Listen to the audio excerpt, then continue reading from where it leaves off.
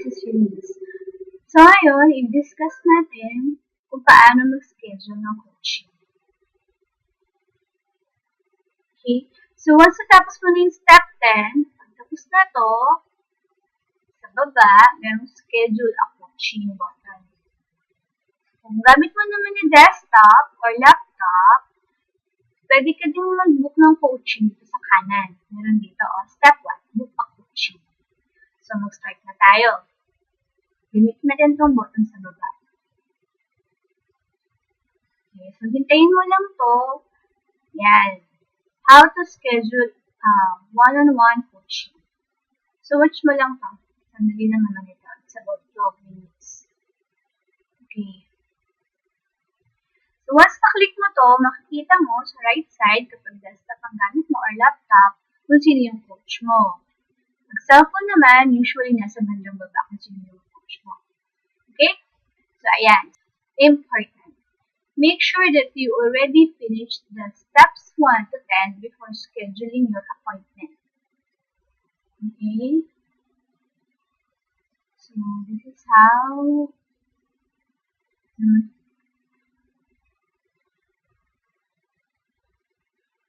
meron naman dito screenshot. Ayan, nakikita mo. Siya. So, kapag naka-black, ayan, available pa yan. Pero kapag naka-gray na siya, hindi na siya available. Okay. After mag-book ng coaching, eto, sisend ka lang ng message dun sa coach mo na nakapag-book ka na. So, like this. Hello, coach. My name is Eunice. I'm one of your coaching students. I already scheduled a one-on-one coaching. My user ID is ganyan. Okay. Gawa tayo.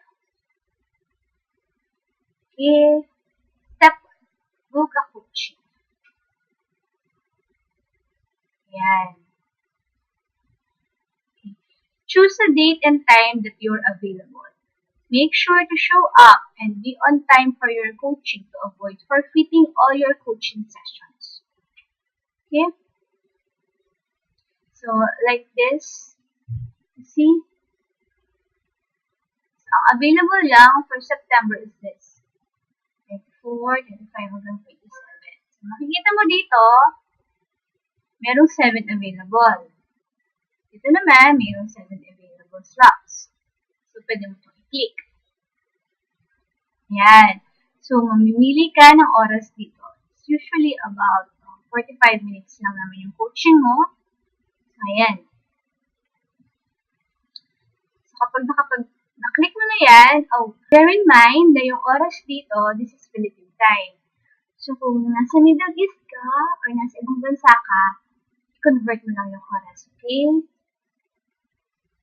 At isa pa, ito lang kasi yung mga available time slots at yung dates. Okay, so, kailangan mo lang mamili within this time frame, within these dates.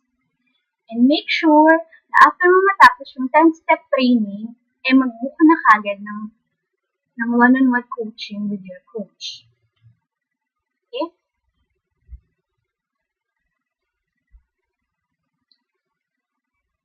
So, ayan siya.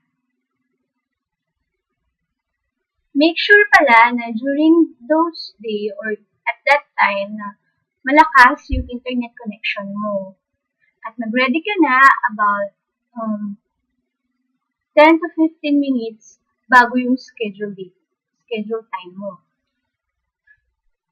I-PM mo na or i-message mo na yung coach mo na handa ka na. Okay? Usually, yung coaching session nyo is through FB Messenger. Okay, so hintayin mo lang na tawagan ka ng coach mo. At be sure na gawin mo yung mga assignments or yung mga questions prior dun sa coaching nyo. Okay?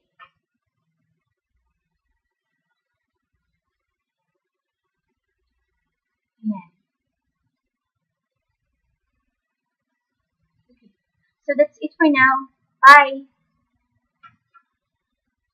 Again, this is Eunice. Stay focused, remember your dreams, and fight